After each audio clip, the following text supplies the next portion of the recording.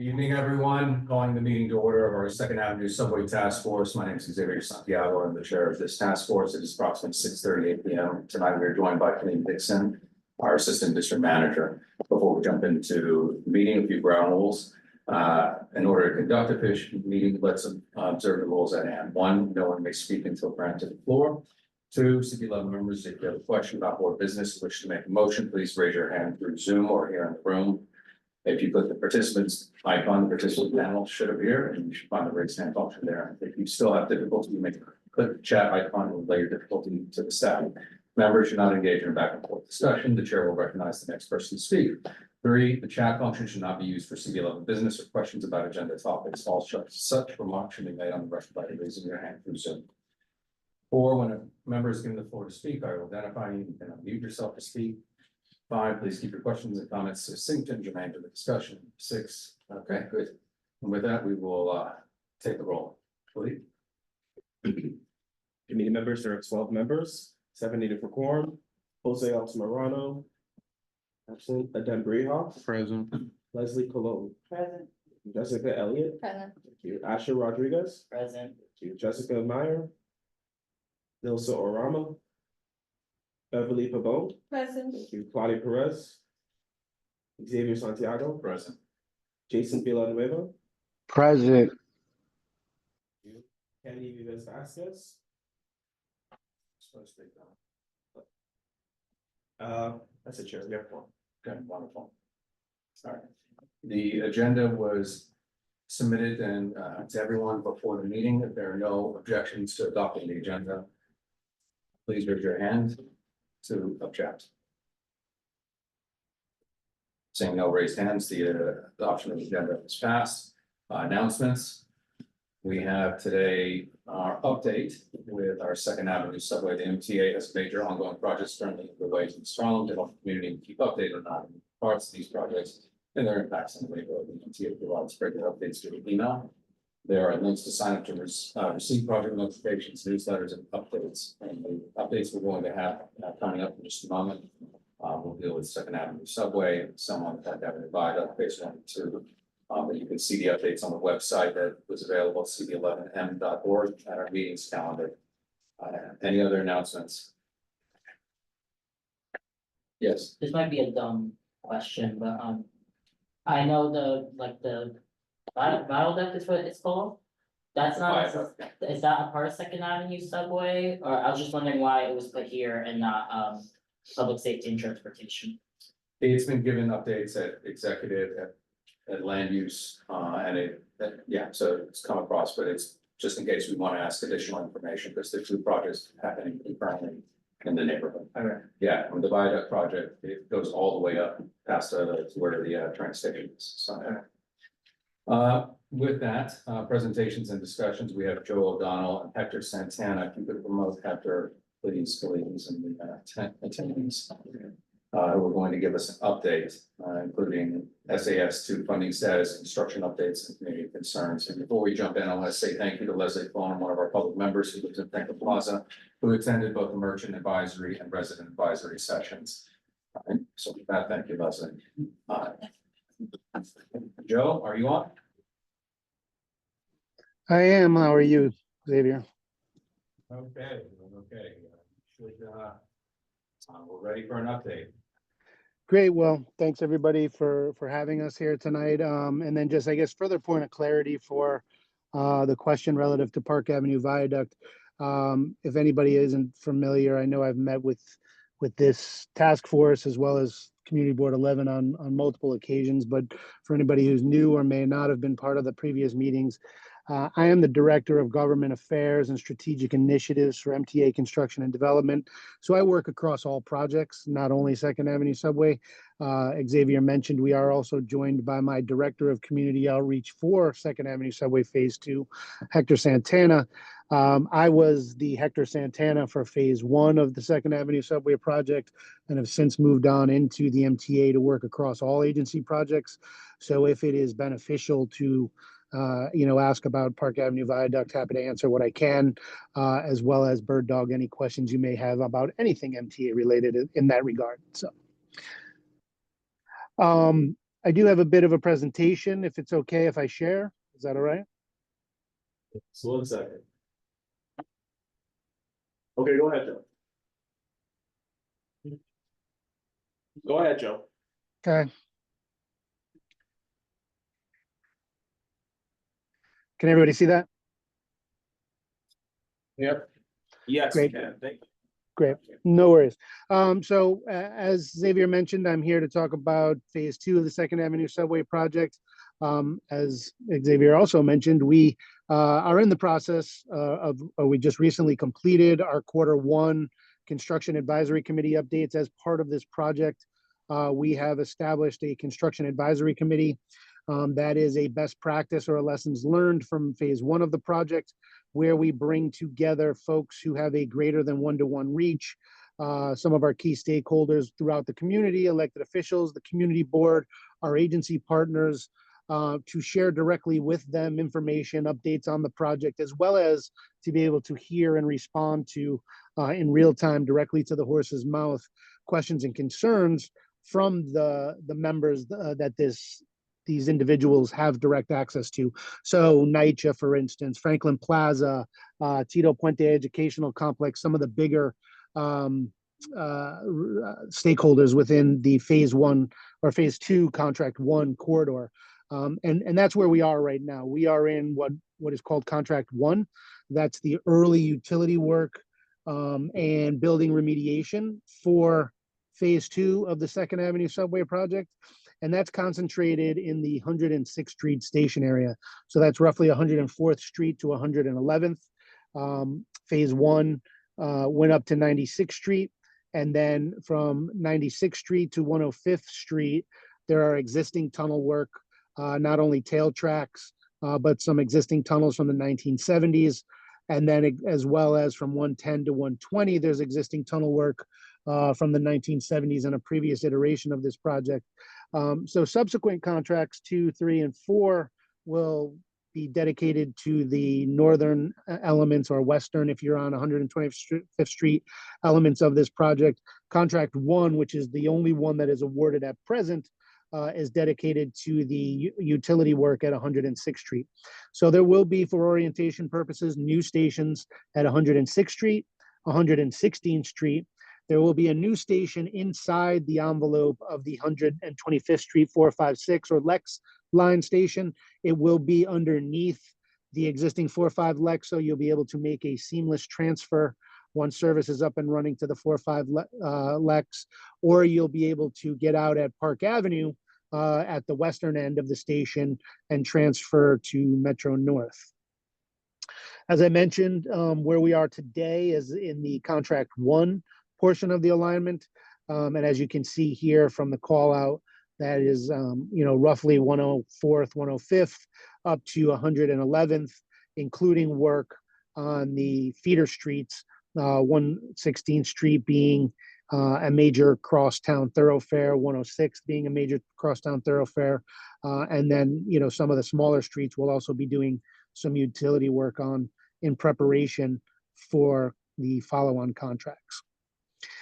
So as I mentioned, the scope of work for this particular contract is that early utility work. Another lesson learned from phase 1, a lot of the delays in the schedule from phase 1 that put us behind was going into the street and the sidewalk. Despite the best collaboration and work with our agency partners, a lot of their drawings are 100 years old or haven't been updated based on new work that's been done in the area. So what we do is, not only do we confirm what we're told by our brother and sister agencies by going out and doing what's called test pits to confirm where those utilities are, but in this particular instance, the major utilities, the water, the steam, the gas, the electric, we're going to be moving that out of Second Avenue proper and into the periphery, onto the sidewalks or onto the periphery of Second Avenue, so that when we get into building those new tunnels and the stations, we don't run into those delays incurred by unknown utilities. We're also going to be doing instrumentation along the corridor. We've already started that instrumentation for our contract 1 work, but we're going to be continuing for the more substantive work of building out the station and the major excavation of of digging out the station. The 106th Street alignment, as I mentioned, connects to those existing tunnels at 105th Street. So we're sort of beholden not only to the elevations of those tunnels, but also the geology here. It's largely soil and mixed earth before it dips down to bedrock further north. So we can't use a tunnel boring machine. We have to dig from the top down. So that's a little bit more disruptive of a process.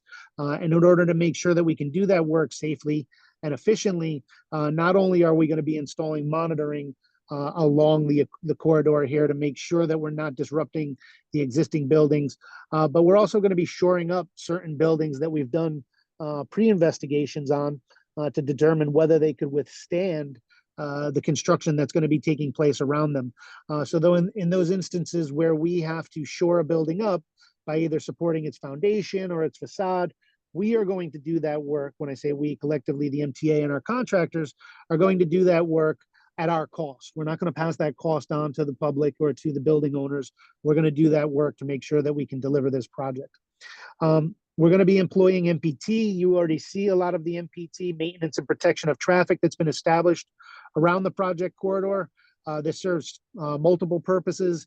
It allows our workers to work safely behind concrete barrier and chain link fence with traffic going by around it. It also allows the public to navigate safely through those work areas without fear of vehicular traffic or our work.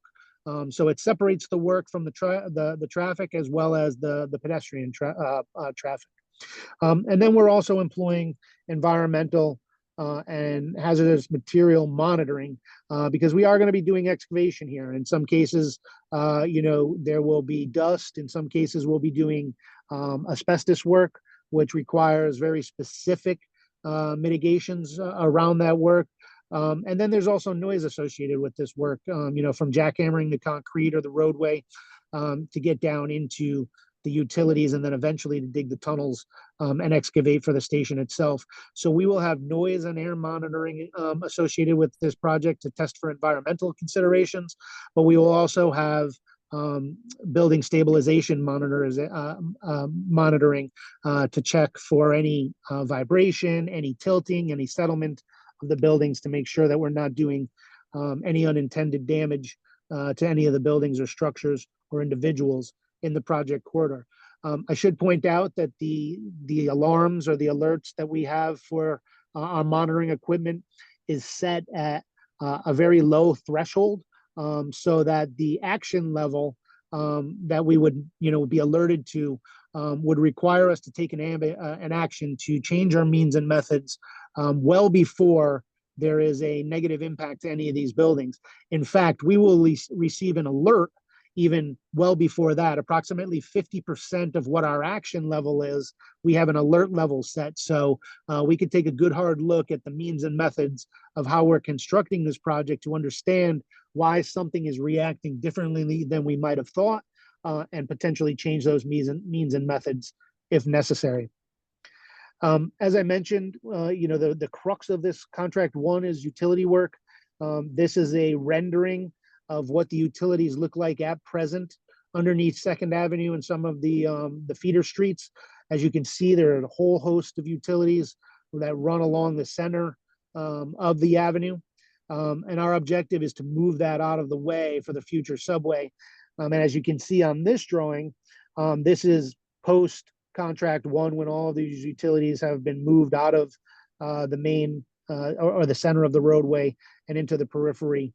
Not only does this allow us to do our work more effectively and efficiently and faster, without having to, deal with the curveballs of unknown utilities or unknown complications, but it also upgrades the existing utility infrastructure for the residents of East Harlem, so that it extends the useful life. The folks in this particular area and in the other areas that we'll be working are getting brand new distribution utilities here, so that they shouldn't have certainly not as frequent of problems moving on in the future. This is a layout of what the station looks like. These stations are sort of cookie cutter, while the elements of the station are the same. The actual entrances and ancillary locations will vary in location and orientation. A lot of our station entrances will look the same, but they all will have two entrances. So the yellow dots here signify where the entrances will be for the 106th Street station area. So both on the east side of the street, one on the 106th Street intersection of 2nd Avenue and 106th Street, and the other at 2nd Avenue and 108th Street. The blue boxes are our ancillary facilities. Those ancillary facilities house all of our back of the house equipment. They also can serve as emergency points of entrance and egress for first responders, or should there be an issue within the station, in order to have first responders have another avenue to get folks out of the station. But by and large, their sole purpose, or their main primary purpose, if you will, is to bring air into and out of the station. The older segments of the system, you have grading in the sidewalks, and the trains pull and push air into and out of the system as they pass through. Now these blue boxes, these ancillary structures, will have fans inside them where they will automatically pull and push air, fresh air into and out of the system, as well as, again, in the event of an emergency condition, they can be activated to pull smoke out of the station in the event of, say, a fire emergency. This is a rendering of what the entrance will look like at 106th Street outside Franklin Plaza, in that plaza area on the east side, on the northeast corner of 106 and 2nd Avenue. This is very indicative of what things will look like. This is a rendering that is based off of our design drawings. I do need to emphasize, though, that it is a conceptual drawing and is subject to change.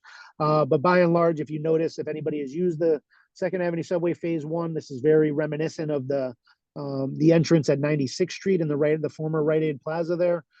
So it will be a glass canopy. It will have escalators and elevators. All of our new stations will have elevators, so they will be all ADA accessible. But there may be some changes in signage or the color of the signage, depending on what things are, standards are and criteria is when we actually get to revenue service. So since the last time we spoke to you all, and certainly the task force, but since the last time we updated our construction advisory committee meeting, some of the things that we completed in 2024, we've completed the utility relocation test pits and are very much active in terms of the utility relocation. We've identified the water main infrastructure throughout the alignment. I'm sure you've seen us out in the middle of 2nd Avenue more recently. For the last week or 10 days or so, temperatures have been too cool to really go after that water main work. So we've been doing a lot of the electrical work on the side street, some of that relocation of the electrical conduit, which is the next bullet. We've also worked on the installation of the manhole infrastructure. The west side cutback is complete. We had anticipated being on the east side of 2nd Avenue already, doing our work there. So the first thing that we did was cut back the sidewalk from 10 feet down to 7 feet on the east side, on the west side, sorry, so that when we do get to the east side and we need to do the utility work there, we do have the width needed on 2nd Avenue to maintain the required lanes of traffic that DOT is requiring us to maintain.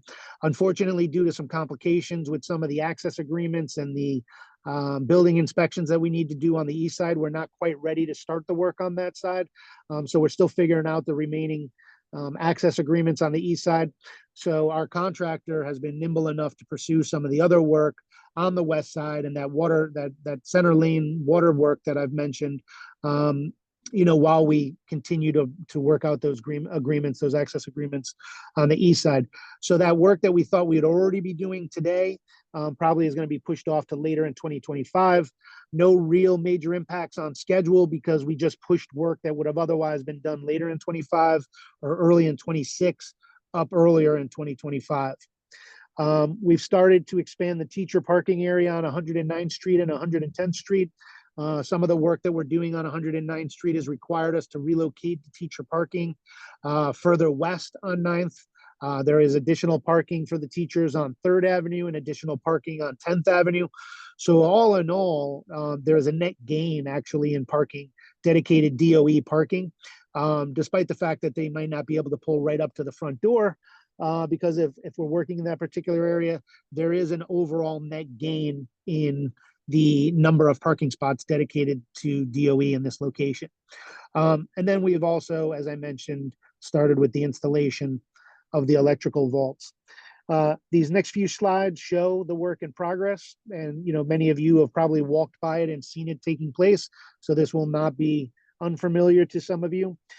This illustrates the water main work and the electrical conduit work on the side streets. Here is some of the completed work at 108th Street. On the left-hand side, you see electrical conduit installation. On the right-hand side, trenching for that electrical conduit installation. Work completed at 109th Street. This is that work that I mentioned, proximate to Tito Puente in the Munoz School. Here, we're presently working, in the photo, we were working on the north side of the street. And then on the other side, on the right-hand side of the slide, you see between 1st and 2nd Avenue, trenching on 109th Street for that utility work. On 111th Street, similarly, electrical conduit work. Not only are we working on the water main on 2nd Avenue proper, but then we have to work on the distribution lines on the side street. But there's also the electrical utilities and brand new conduit that's going in on those ancillary or those side streets. What to expect in the near term? As I say, we had to resequence some of our work, so we're still currently doing that water main work in 2nd Avenue.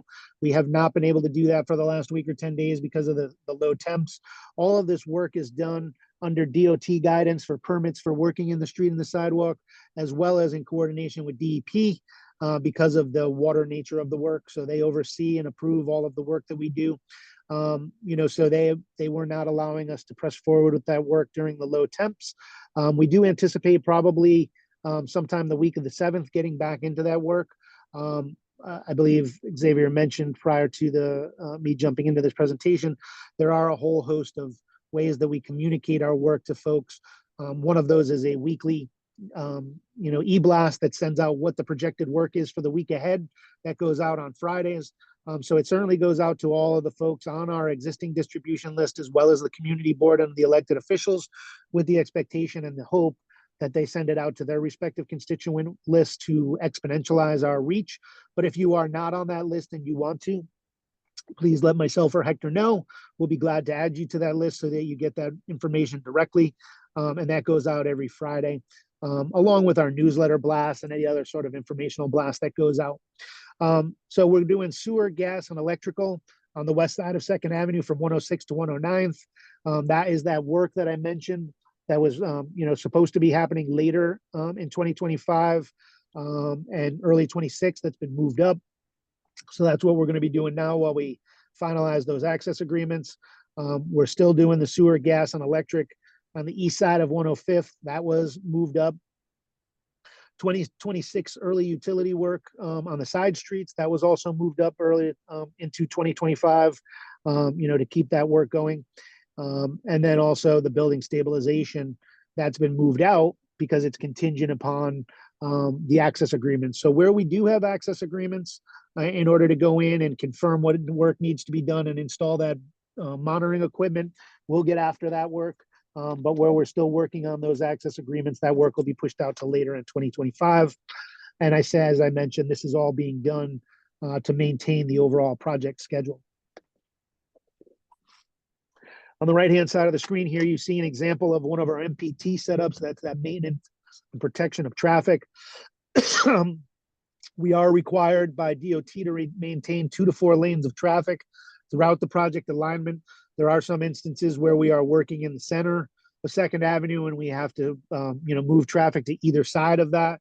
And with the buses and the schools, we may not be able to keep 2 lanes on the east side. We may only be down to 1 lane on the east side until we get to on the west side. My apologies. And then until we get to the west side to be able to remove the parking lane and the bike lane there. As many of you know, we reestablished the bike lane on 1st Avenue, making it a 2-way bike lane. So when we get ready to do the east side work on 2nd Avenue between 104 and 111, we'll be removing the actual 2nd Avenue bike lane. We've already shut it down and moved that bike traffic over to 1st Avenue, but we'll physically be going in and taking out the striping and the pedestrian islands and the parking there in order to do that work. So there are instances where we may only be down to 2 to 3 lanes, but the objective is to keep 4 lanes at all times. I mentioned the sidewalk cutback on the west side. We'll eventually be cutting things back on the east side as well. We are required to keep at least 7-foot wide clearance for ADA and pedestrian access on these sidewalks. So please do let us know if there appears to be an area where that is not the case. And I do encourage all of you to reach out to myself, Hector, our 24/7 hotline, or our email should you have any questions or concerns. Obviously, you can work through the board, the community board, or this task force directly too, if that is easier. Xavier and Angel have my cell phone and my email and can get a hold of me anytime. So please, you don't need to wait for one of these meetings if there's a question or concern. I do recommend, if it is an emergency, your first course of action should be to call 911 to alert them to any sort of emergency. But if it is construction related, certainly around timing or what's happening someplace, please do use our hotline or our email to get a hold of us. This particular slide shows the maintenance and protection of traffic laydown areas and work zones where we are present. So there's a lot of stuff going on right now. There is currently a lot of storage areas on the east side of the avenue. There's also some storage areas on the feeder streets as well. There's only so much location that we can store some of our materials. For instance, on 106th Street, we have a laydown area there where there are conduits and manholes, things of that nature. We have a storage yard that is on 125th Street that we eventually will be utilizing as an entrance when we get on to later contracts. But since we're not working there and we've already purchased that property, we're using that area to store a lot of our materials and equipment so that we can minimize our footprint on the street and minimize the impacts to the surrounding community. But invariably, that area fills up, or we need stuff closer at hand because that work is taking place on a given day or in the coming days that it needs to be closer at hand. So there may be work areas that don't look as active, but they may be holding equipment or materials that we need either that day, that week, or in the coming days.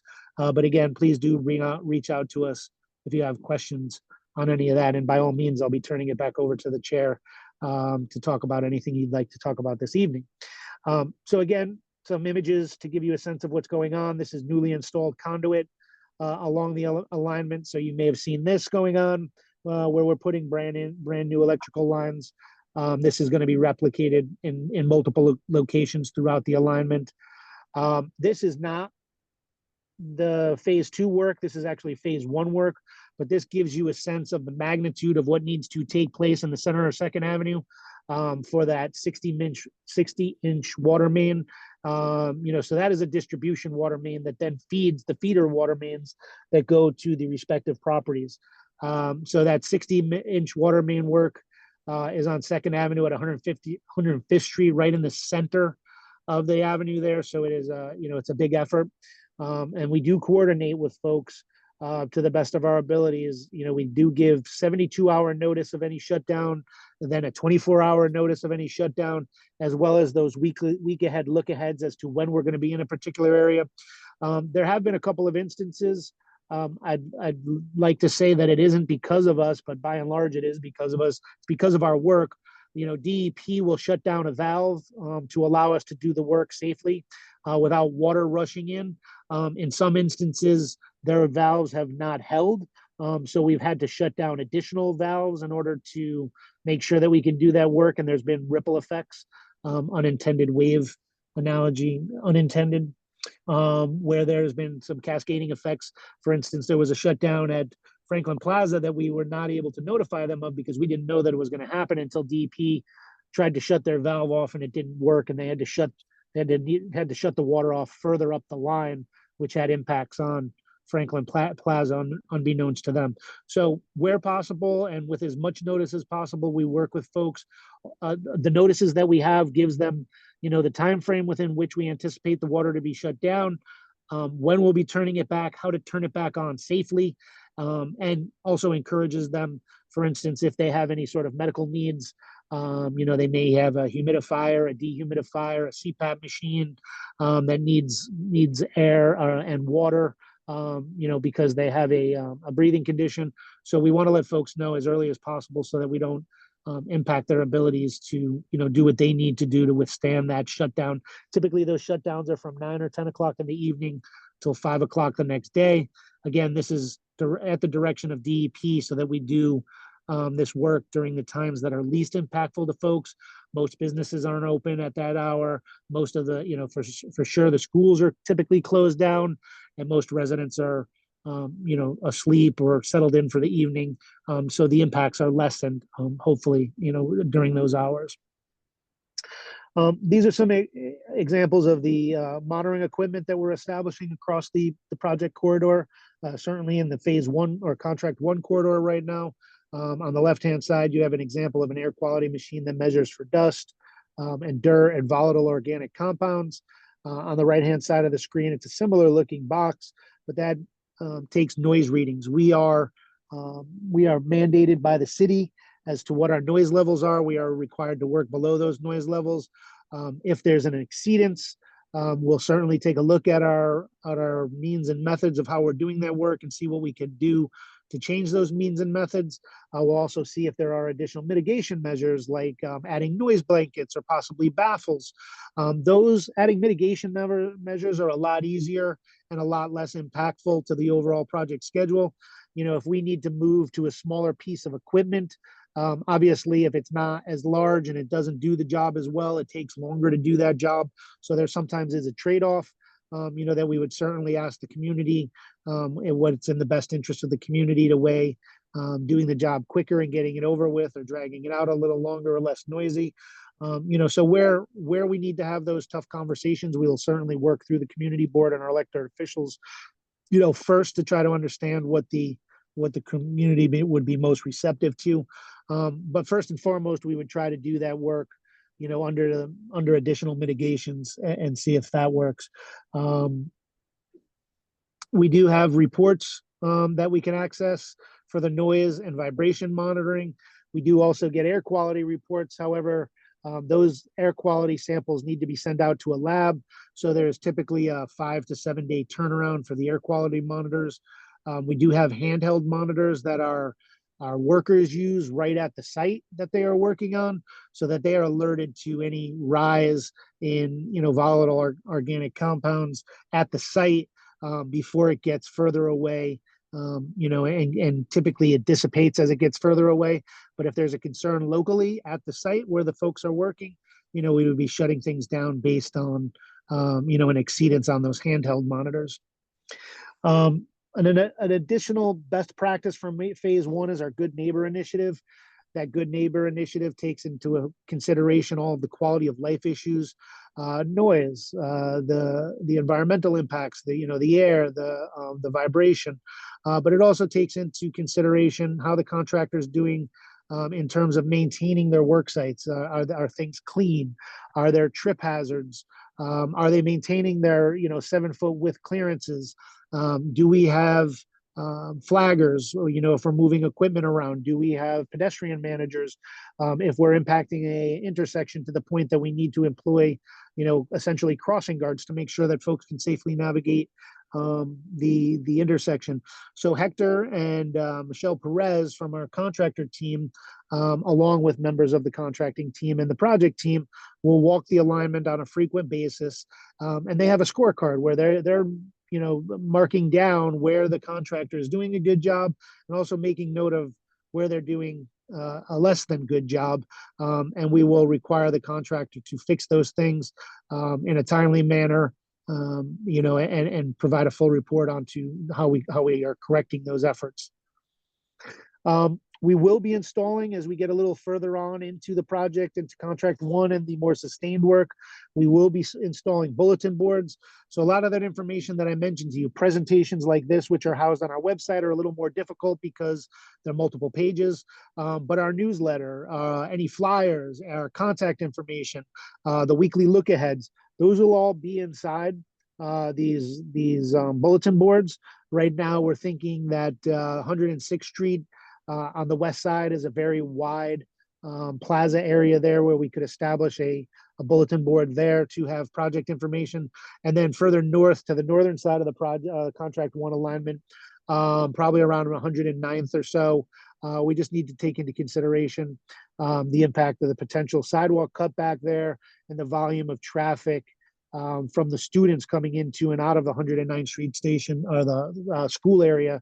Whether adding a bulletin board there adds an additional impediment to the pedestrian traffic there. So definitely 106th, I think, is going to be a good location. We're considering 109th, but happy to hear any considerations. Again, taking into consideration where these are best situated to reach, folks. We don't want to have someone from 111th Street walking all the way down to 104th Street to get information. We want to try to disperse the information in a logical way that helps, spread that information out. Some of the other things that we'll be doing when we have, extended presence and we're potentially, impacting businesses from the street presence is we'll install wayfinding signs at the beginning and end of those blocks. So let's just say 109th Street on the east side, you have a lot of ground floor retail locations. So we would put one of these wayfinding signs, it's not little, it looks little on the screen, but it's a 7-foot tall, approximately 6 and change foot tall steel figure with all of the stores that are located on that block. So folks know, do I want to go down this block? Is this where I'm going to see somebody or, a vendor, or has that vendor moved? So they'll know before they enter into the block, into the construction area, who's on that block.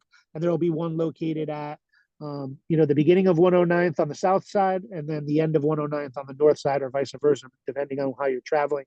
At the bottom half of the screen, you also see an example of some of the signage that we'll be working and providing at no cost to the businesses for the businesses who may be obstructed by any work zones out front in the street.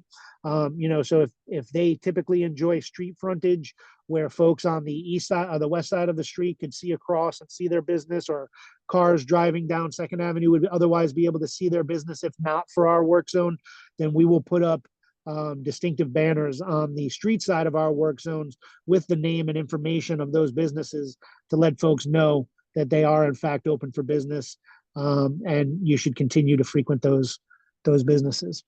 We are working, as I say, with all of our agency partners. That includes small business services. Many of you may be aware we're working with the Department of Health and Mental Hygiene, as well as the mayor's Taskforce and Rat Czar. We've done multiple rat academies in this area. Similarly, we're working with small business services. The MTA does not have a fund or a vehicle to compensate a business for loss of income, that they perceive to be related to the construction project. In fact, the small business services in a lot of instances does not have a fund unless they have a grant to go towards those sort of impacts.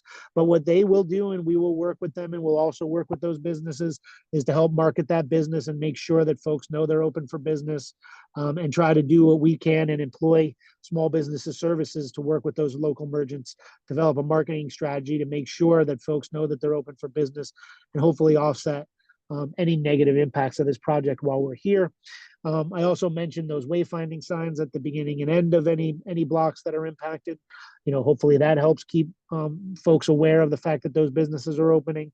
And then as we get further along in the project and we have work zones that are more permanent in nature, anything that's there for 6 months or longer in one specific location, we're going to work with our East Harlem community collaborators, of which Hector is a part of, with that team to develop a marketing strategy that will be employed throughout the project alignment, to encourage folks to shop locally and to let them know what's going on, so that there's a cohesive look and feel to what's going on.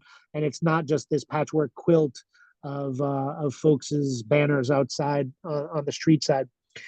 We also do what's called a store report. So along the contract one alignment and eventually all of the other station alignments, we monitor the vacancies. What businesses are there before we started work? What businesses are there after we start work? And we check that periodically over the course, and we measure it against the vacancies on First Avenue and Third Avenue for the same geographic location. So for 104th to 111th, we'll be measuring, how many businesses there were operational on Second Avenue prior to the start of work, on First Avenue and Third Avenue, what the relative vacancy rate was,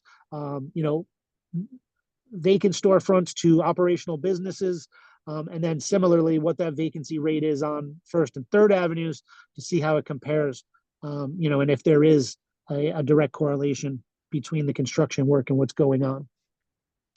I mentioned some of the agencies that we work with, but this is just a smattering, but the ones that we work with more consistently: DEP, DOT, obviously for our permitting to do a lot of our work. Similarly, DOB, when we get into the structural modification of buildings and some of the vault work that we need to do.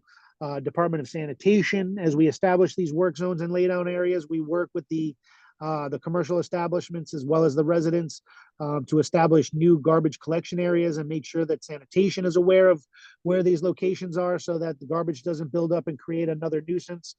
We work with NYPD and FDNY to make sure that they're aware of any traffic impacts, of any pinch points that there may be on any of the avenues or side streets, so that they're aware of what's going on before they respond to an emergency, so that they know how to most effectively respond to that emergency. And then Con Edison, we work with obviously Department of Health and Mental Hygiene, and Small Business Service, who I just talked about. Some of the outreach that we do, it's a very grassroots campaign. We've had a brick and mortar location at 69 East 125th Street since day one, well before we put a shovel in the ground for this project and contract one. We've been there since 2018. In the process of establishing our presence there and going out and meeting with the community, one of the things that we learned was it isn't sufficient to just sit in that office and wait for folks to come to us with questions and concerns. We need to be out into the community and bring the message and bring the information to the East Harlem community. And we do that in a multitude of ways, meeting with this task force, meeting with the various committees that have questions and concerns by the community board, meeting with Congressman Espaillat's SAS task force and his roundtable, rather, meeting with our construction advisory committee meetings, doing public workshops, meeting with the schools and the PTAs. Hector and team go out and set up pop-ups along the alignment where we're going to be putting stations, entrances, and the corresponding locations on the existing Lex line. So at 106, 110th, 116th, to educate folks on what's coming and what they can expect. Here's an example. This is the actual kickoff to our construction advisory committee meeting, which was in October. The start of actual construction was delayed a little bit because of the pause on congestion pricing. So we didn't really get into the construction work until October of last year. So in advance of that work, we had our first construction advisory committee meeting. That was a joint construction advisory committee meeting or a whole project construction advisory meeting. We have since broken that out into separate meetings for the retail community, commercial community, because they have separate and distinct needs, and the residential community. So we have two different meetings because we want to make sure that we're meeting those folks and entertaining the questions and concerns of the audience members who have them. And if there's someone who has a section of businesses that has a lot of questions that may not be pertinent to the residents, we want to address them and not take up the time of the residents, belaboring the commercial concerns and vice versa. So all of those meetings, we send out minutes and action items from those reports as well. So happy to send you those if there are any questions and concerns. And this is some of the examples of the proactive distribution that we do of information: the pop-up events, posting of construction notices, the monthly newsletters, residential and commercial advisories, the weekly e-blasts, obviously coordination with this community board and their SAS task force, and then those quarterly construction advisory committee meetings. Here's that information that I mentioned. So you have my email there, you have Hector's email and the names of all of our outreach individuals. You also have the location of the brick and mortar location for the Community Information Center at 69 East 125th Street, and our 24-hour outreach hotline, 212-693-9520. I know I rambled through a lot and hopefully didn't put too many of you to sleep. There is a QR code on the screen now that is also in the presentation, which I will send to Community Board 11 after this, so you have that. But there is a QR code to sign up for our newsletter and to get onto our e-blasts. So I will turn it back over for any questions or comments at this point. And then again, obviously, once I send out this presentation, after you have a chance to sit with it in a little more time, if you have any specific questions or concerns, you can always feel free to reach out through Community Board 11 or directly to us with your concerns. Great. Thank you very much, Joe, for a thorough overview. Everyone, if you want to take your phones and scan the QR code, because people ask me, how do I sign up? If you're not already getting them, this is your opportunity. Questions, anyone have questions? Go around, Asher, then Jess, then Beverly. I have a couple of questions. This first one, I'm not sure if this is a DOT question or who this question really goes to, but where the construction is on Second Avenue. There was, I haven't really walked through there in the past like few weeks, but there was some parts where people could park. I know if you go with people who have gotten bus lane tickets, even though the bus lane is blocked off by the construction. So how is that working? Because some people, yeah, I know like 3 people who have gotten tickets in that same area. So, happy to investigate any parking violations or questions or concerns about parking violations. We have similar instances.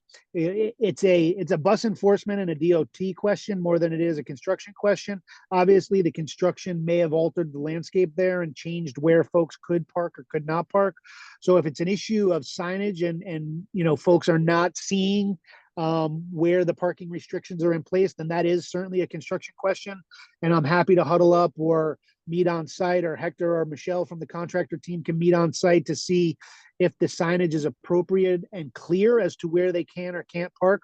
What I've learned from investigating this in other areas, and sometimes not even related to construction, we have an area in the Bronx where there's a fire station, and when the firemen come in to switch shifts, there's only so many parking spots. So they double park in the bus lane, and they get violations. So they are seeking not compensation, but I guess absolution from the parking lane violations. What I'm told by our folks in the violation department, in the bus department, is you don't get a violation from simply double parking in a bus lane for 5 minutes. If you're running into a grocery store or you're waiting for somebody to move out of a parking spot at a fire station, it needs to be observed multiple times over an extended period of time in order for a violation to be issued. So, a couple of buses have to cycle through there and see the same vehicle with the same license plate in order for a violation to be issued. So I'm not sure of the exact circumstance under which these individuals received that violation, but as I say, I'm happy to look into it. Okay. Thank you. Next question, Asher.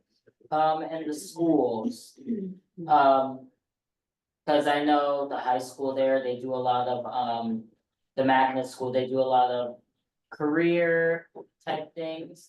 Have you spoken to the school if any of the kids are interested in any of those fields? Like maybe Yeah, holding, like, we have we have a couple of programs that we do in the schools. For one, we utilize the Tito Puente Educational Complex and East Harlem Tutorial. We've done multiple events at those schools relative to our jobs program. Prior to 2020 and the Biden administration's Build It Back Better initiative, we did not have the ability to geographically restrict our contractor hiring practices. I couldn't say to the contractor, you need to hire X amount of people from a community, because I would jeopardize my federal funding. Fast forward to 2020, the Biden administration put in a pilot program that does allow us to do that, and we will have that, or our hope is that we will have that on subsequent contracts for Second Avenue Subway. I don't know with this new administration if that pilot program will continue. Our hope is that it will. But I say all that to say, prior to having the ability to mandate that my contractor hire from the community, we did local hiring events in the community, in those schools, to educate folks on not only the jobs and the union programs, or the unions that would be utilized to deliver the Second Avenue Subway project and the Park Avenue Viaduct project, but also the civil service opportunities with the MTA, with New York City Transit, with some of our sister agencies like FDNY, NYPD, DOB, who all came out to talk about those. And we also have our student ambassador program. And I don't know, Hector, if you can unmute, if you wanted to say a minute or a few quick words on the ambassador program, where we go. My question, if my Yeah. question wasn't clear, I'm not asking about the events being held in a school space. I'm saying actual events for kids to learn about what's going on, how they can get involved. Yeah. Have you? Yeah. So That's yeah, what you I'm jumped saying. in just I'm as not I was asking about handing. Events in a building. Yep. So those kids are all eligible. Well, not all of them, but certainly the ones who are pursuing careers of that nature are eligible for those programs. But two, that's what I was just handing off to Hector to talk a little bit about our student ambassador program, where we go into the schools and we work with the teachers to bring what's going on right outside their windows in the execution of this project into the schools and the STEM curriculum that's being taught inside the classroom. So we practically apply what is happening right outside the school's windows to what's going on inside the school curriculum. So I don't know, Hector, if you wanted to say any more about that. I need to see if I can promote Hector real quick. I believe stepped out for just a second. Hold on. No worries. But if he's not available, again, this is something that we do. We worked with multiple schools throughout the alignment. One of our sort of charter schools, or the first school to really embrace it, was PS 96. And they have a very robust student ambassador program where we bring in our engineers, our designers to talk about how we build this and how the STEM curriculum that they are learning in the classroom is being practically applied right outside the window. Hi, Hector, you should be promoted and able to speak now. Yeah, we've been doing some work extensively there with Miss Morales, the Talented and Gifted program. And we're now beginning to work with District 75, but we do have our student ambassador program there. And the student ambassador program is an initiative of the Second Avenue Subway where we go into the schools and we bring the work that's happening on the Second Avenue Subway up to the surface, namely into the classrooms. And that basically brings experts from the project to be able to come into the schools, provide guidance and talks. And also we coordinate some of our work with the science teachers and the history teachers, because there's a lot of this work. SAS2 has a long history, so there's a lot to be discussed in terms of the history of the project and also how it connects to the transit history in New York City. In fact, on Friday, we have a meeting with the teachers from Esperanza, where they're going to be coordinating the student ambassador program into the school for the end of this year and also for the coming school year in September. We've been doing this in different schools.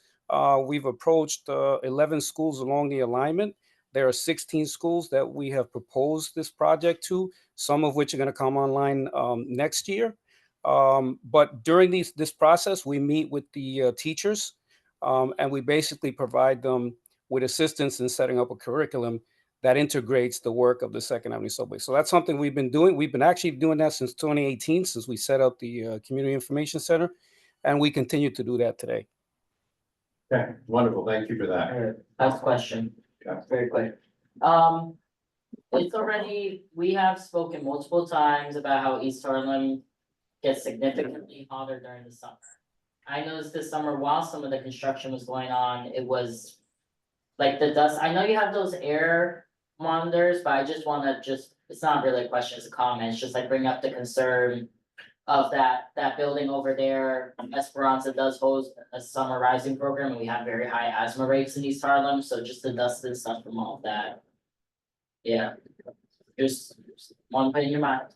Yeah, no, absolutely. Very aware of the high incident of asthma, both adolescent and adult asthma. It is also a very aged community, East Harlem, with the Gaylord White building at the southern end of the alignment. So there's a lot of high density of NYCHA and the Franklin Plaza location as well. So we're very cognizant of the senior population as well as the youth. So there is a continuous air monitoring or a camp monitoring program in place to make sure that we're complying. Wonderful. Thank you, Jessica. I also have two questions, if that's okay. Go for it. My first question was just, I know there was some misinformation, I think, about the impacts of congestion pricing on this project holistically.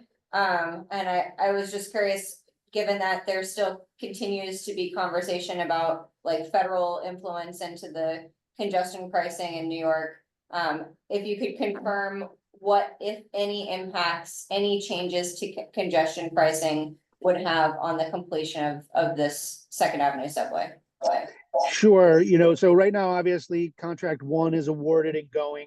Contract 2, which is, excuse me, which will be for the tunnel boring and some of the station entrance construction and additional building stabilization. That is on the street right now.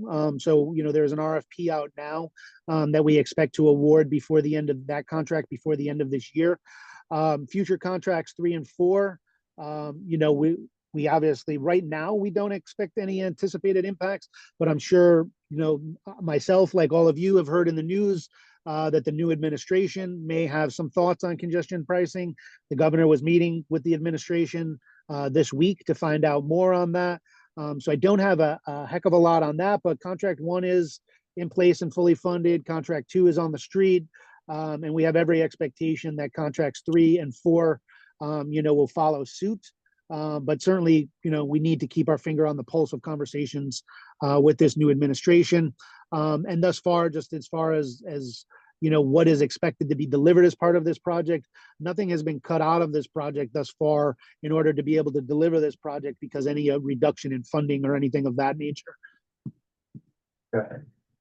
Thank you. Question, next question. Yeah, the second question was about the utilities being condensed and relocated to the sidewalk. I really appreciate all of the effort you all are going through in coordination with DEP and DOT on all the others or agencies on all of that work. Just for some context, the 106th Street corridor was identified in the vision plan for resilient East Harlem as an opportunity to put cisterns into the street to hold water to prevent flooding in the neighborhood. I was just curious, given that the utilities are moving to the sidewalk, do you think that after the Second Avenue subway work is complete, that there, could be a potential to explore those kinds of opportunities in partnership with the other city agencies? Yeah, so I personally was not aware of the cistern project or proposal, but I will check with our designers to confirm that it's certainly on their radar. And I actually gave this analogy on Tuesday when I was giving my update to the construction advisory committee meeting. As you come uptown, a misnomer, at least a misnomer for me, was that you are going up in elevation. The 96th Street area and a little bit further north is actually one of the lowest lying areas in the city, and the proximity to the river makes it prone to flooding. So all of our design that went into the Second Avenue subway project, both the entrances, the ancillary structures, and the relocation of those utilities, take into consider a 500-year worst case flood scenario. So we're doing those things. With regard to the city's efforts and the cisterns, let me just double check on that and make sure that, because one of the things that we want to be cognizant of, right, is we don't want to go in and create a scenario that precludes them from doing that or makes it more difficult, or they have to come in and rip up something that we just redid in order to do that. So let me make sure that we have a weekly meeting with the Department of Design and Construction for the city, where they bring in all of the agencies, and I can certainly float that since I have a captive audience at that meeting to see what the story is. Thank you, Joe. I really appreciate that. Beverly, your question. Yes, thank you, Joe, for the presentation. My question is well, two of the questions have been asked by Asha and Jessica. But in regards to 125th Street, since there's gonna be so many new people that's gonna be traveling through the system, would you be having anything in there regarding security, like a police station or a security station within this development at 125th Street? Good question. We do get that a lot. Obviously, the security and the operation of the station is a New York City Transit. The cleaning of the stations is New York City Transit after we build it. I don't believe they're, outside of, a similar presence to what you see at 125th Street today. I know as I go through, there's always multiple officers on both sides of the turnstile at 125th. So there would be a similar presence on the new service side, down below, because we're going to be several, 60 feet below the existing station area. So there would be additional police presence on the new Q line down below, and also Q presence at 125th and Park. There is obviously a Metro North presence, a physical presence in a location at the 125th Metro North station. So we would probably look into tap into that. But as I have not had a concerted conversation in terms of staffing, Beverly. So let me get some more detail on what the anticipated staffing will be for that. Yeah, my other question, within this, 125th Street station particularly, would there be any commercial spaces like they have at 42nd Street or if everything is just gonna be straight, trains and people getting off and getting in, Yeah, so a couple things. Obviously, one of the things we learned from phase one is we don't want any dead spaces, right? Second Avenue proper has a lot of small shops and businesses along the corridor. 125th Street is a vibrant commercial corridor, so certainly at the street level, there's going to be programmable space at the street level for commercial. Also, we are in discussion with the community board, and Congressman Espaillat have both expressed desires for us to have programmable community space at the 125th Street station. So the 125th Street and Park Station entrance, that area, and the combined entrance ancillary there will have programmable community space as well. As far as retail space on the station or the platform or mezzanine level, my anticipation is that there will be small opportunities, like grab and go type of convenience type items. And my understanding is that obviously the community would like to see community folks have an opportunity, and they certainly would be able to bid for that. I don't know where we landed on giving them sort of any preference, or whether, much like a civil service test, where if you're previously been a firefighter or a military person, you get a couple extra points on the test. I'd have to speak with our real estate folks to see if there was any way to give some preference to local folks who are vying for those locations as well. But again, something to keep on our radar. It's 7-8 years off yet, so we have some time to have those conversations, but it's good to keep it top of mind. Thank you very much. Candy, and then. I have, two questions. One of them is, I know I've seen, and thank you for the presentation, but I've seen you spoke a lot about 106th Street, and I see that, Beverly was touching upon, questions about 125th. So what's going on with 116th Street? Okay. Oh, yeah, because, sure. Sorry, go ahead. I understand, but let me just get to the point. Because we're not gonna be one child left behind. Actually, we're the ones that started fighting and advocating about 20 years ago about 116th Street being a stop and not just 86th Street straight all the way down to 96th Street straight all the way down to 125th Street.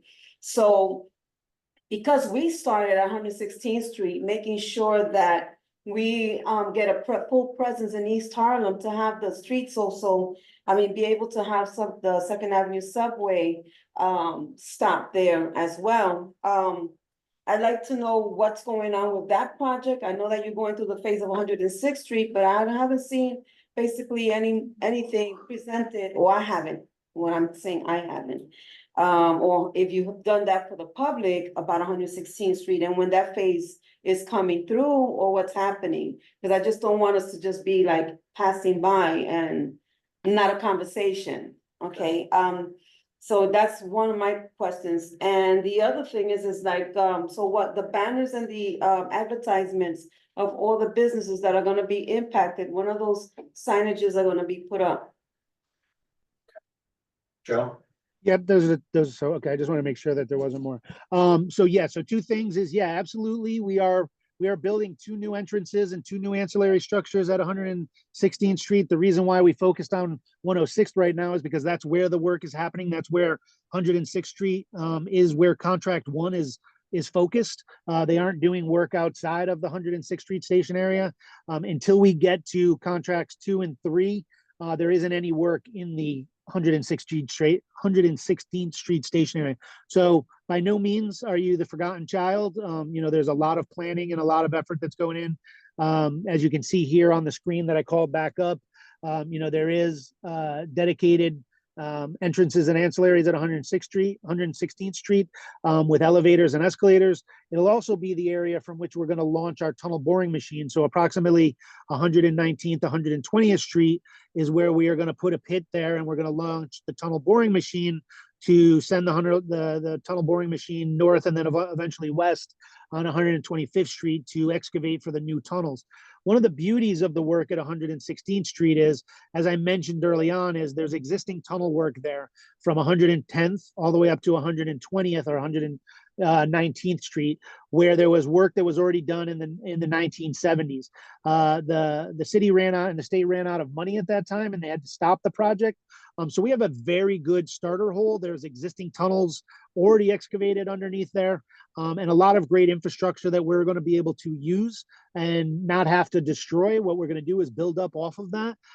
So it's a great starter hole already, and it really gives us a leg up and an advantage to building that station area, the 160 station area. Thank you. The second question, I apologize, was with regard to Signage. When is it going up? signage. Right, yeah, so as I mentioned, we're already talking with the contractor about the bulletin boards and the wayfinding, the open for business signage. As soon as we have a confirmed phasing plan from them, which I expect to have, I would think certainly before the end of this month, then we're going to start working with the impacted businesses where there is going to be a work zone for, longer than 6 months. And we will work with them to get signage up, letting people know that those businesses are open, from the street side as well as the wayfinding sign on the blocks. So I would anticipate that stuff, starting to go up. You'll start seeing that stuff go up in March.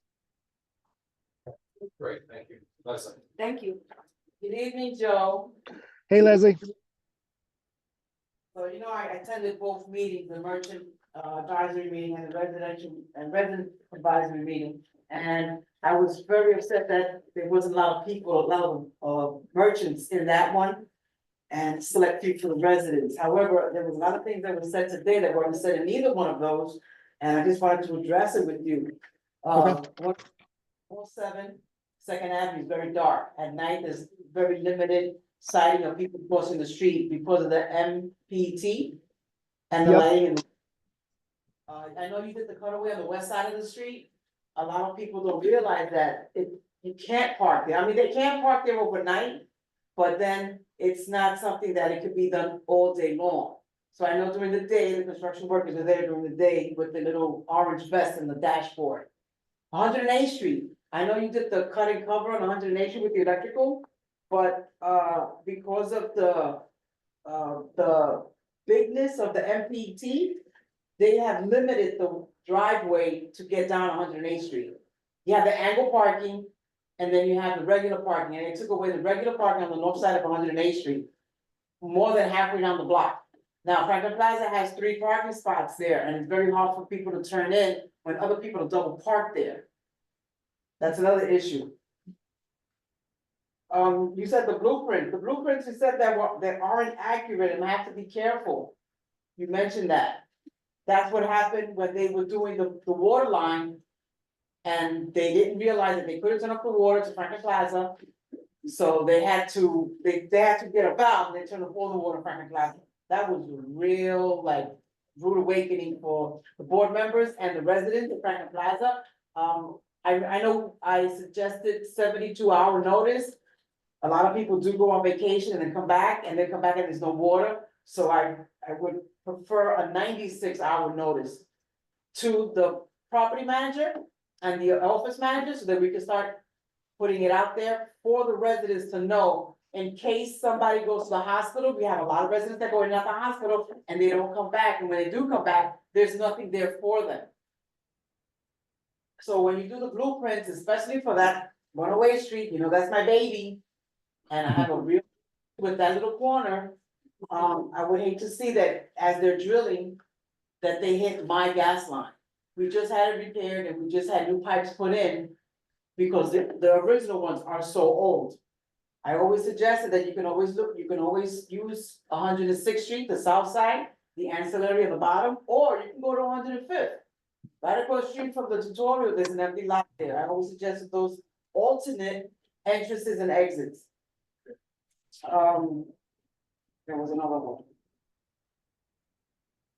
The store report, the vacancies.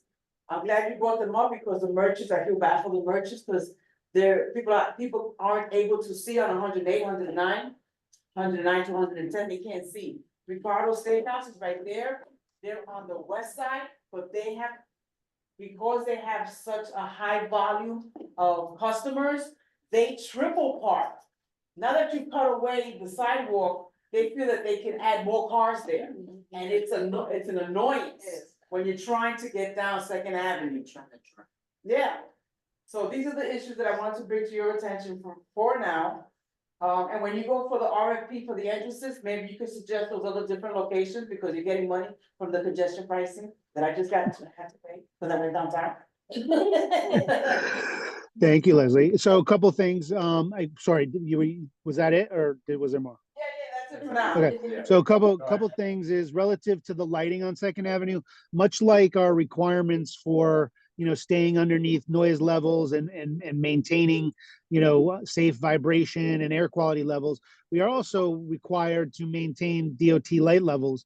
So if there is a reason why, if we cut back the sidewalk and remove the light pole, or because there's a light pole on the east side of the street and we have a work zone on the west side of the street that is blocking the light coming from that light pole, please bring that up, and please bring that up to Hector and myself, and we're happy to go out there. We're happy to go out there at night and test.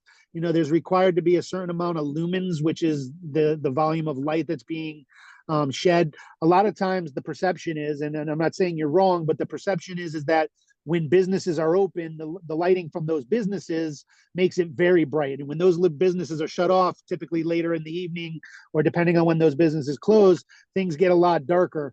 But if it's strictly related to our work, and because we've impacted a street light or our work zone is blocking existing light, then we are going to require that contractor to add lighting to that work zone to make sure that it doesn't feel unnecessarily dark in that area on the other side of the work zone.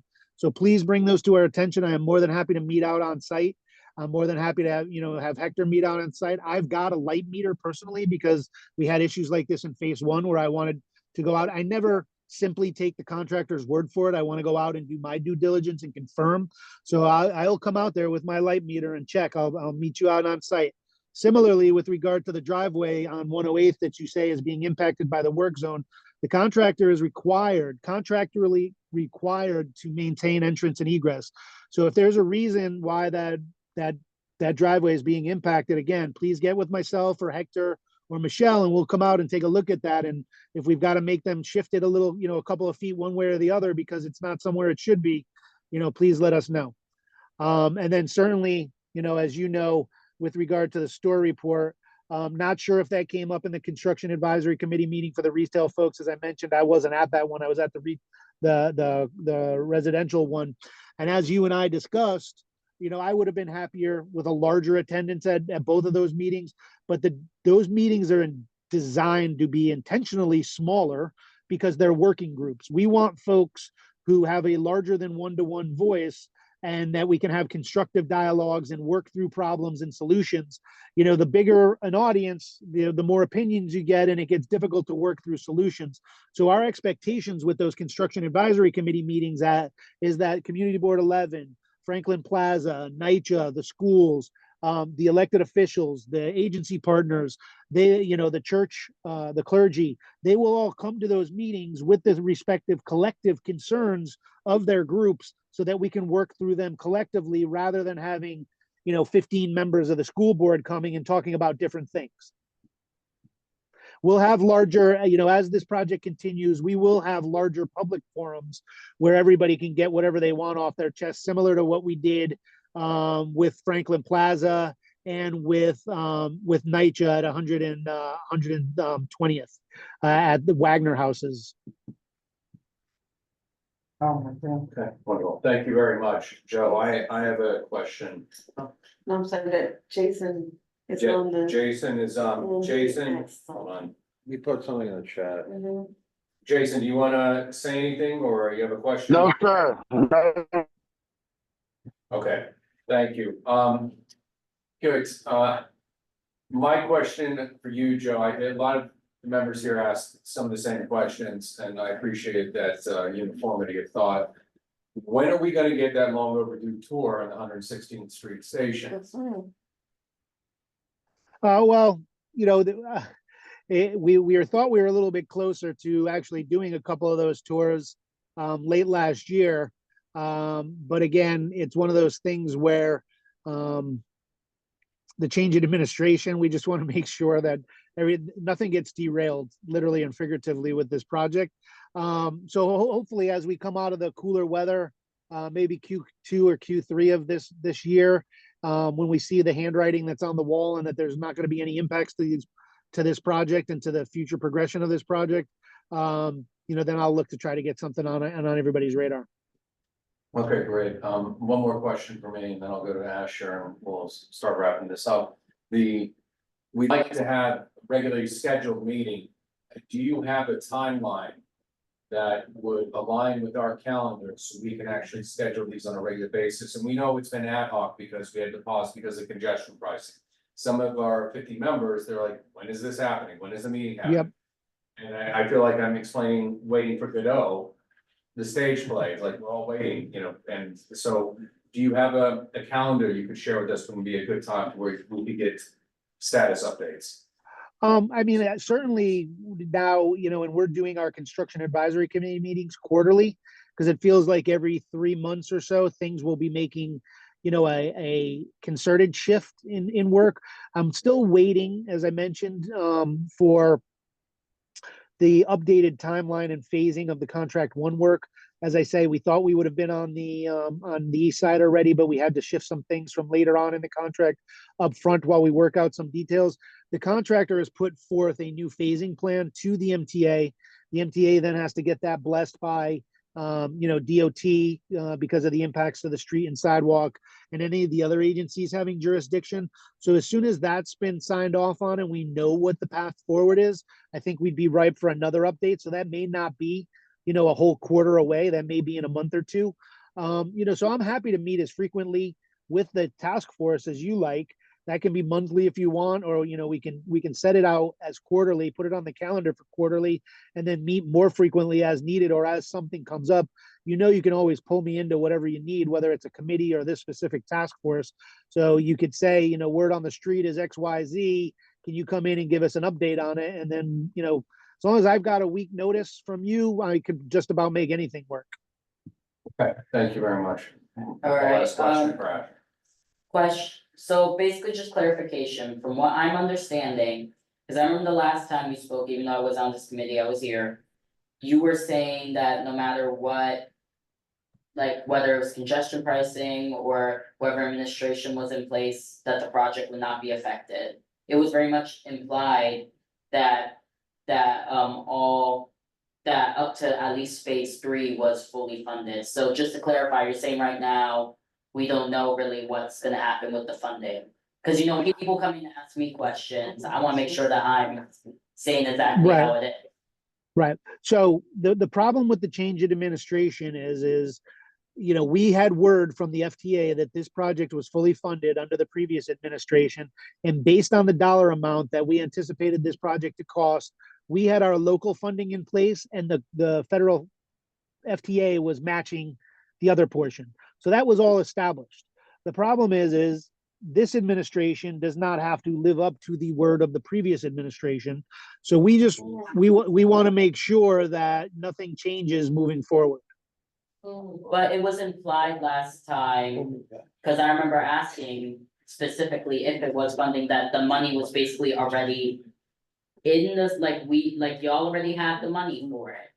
And you Right. were just in the process of hiring contractors. Right. So the way this works is the federal government doesn't issue us, and their portion of this project is approximately $3 billion.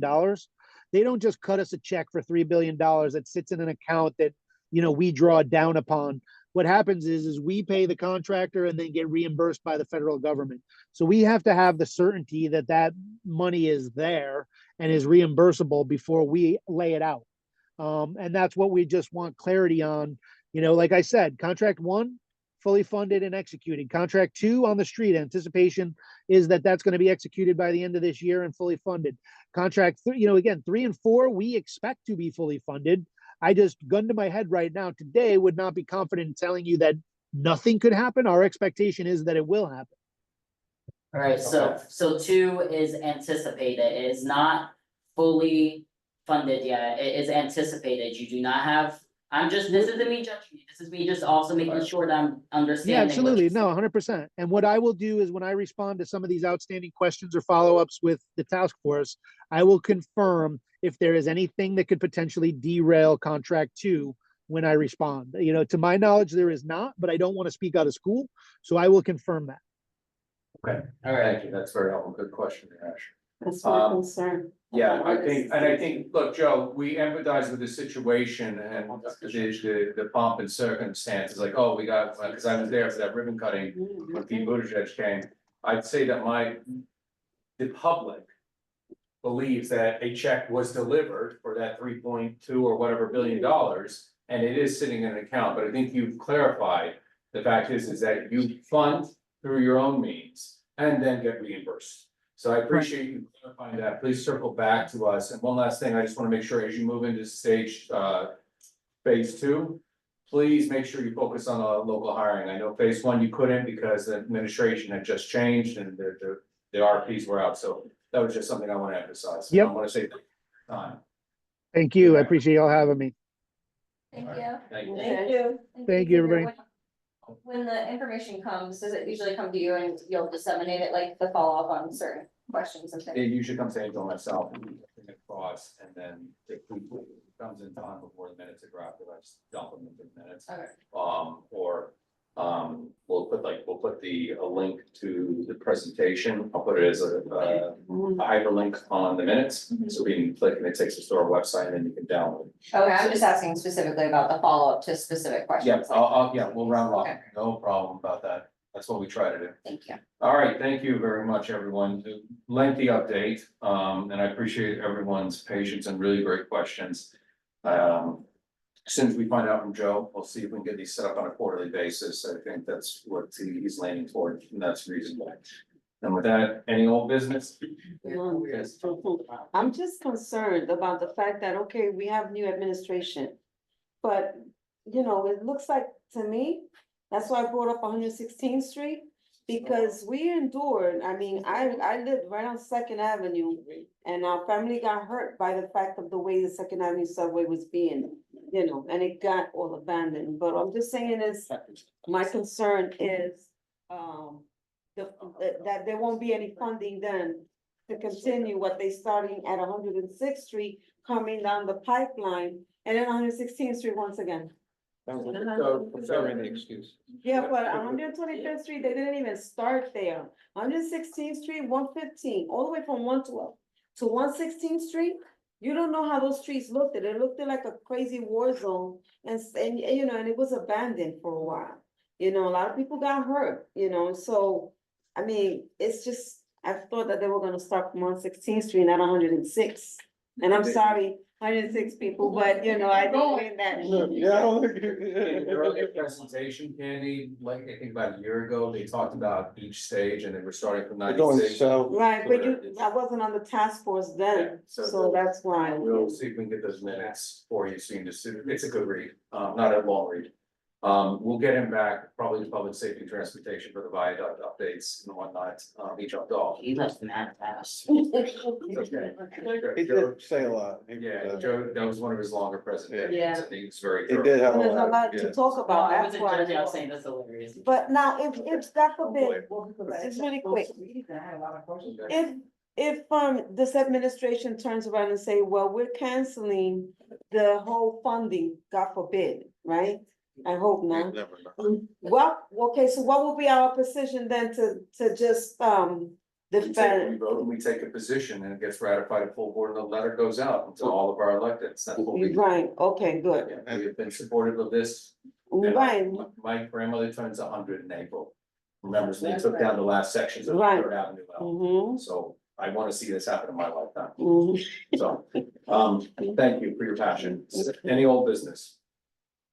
Any new business? Roll call, please. Jose Altamirano absent, and then Brihal. President. You, Leslie Colon, Present. Jessica Elliott, Present. Asher Rodriguez. Present. Jessica Meyer absent, No Lama absent, Beverly Pabon, Present. Claudia Perez absent, Xavier Santiago, Jason Villanueva. He was on the. Present. Present. and- I got you, Jason, thank you. And Kenny Vives Vasquez. Yeah. Motion is adjourned at 8:03 p.m. Thank you so Thank much, you. everyone. Have a good evening and a great week. I think. I'm glad I saw you. Me? Yeah.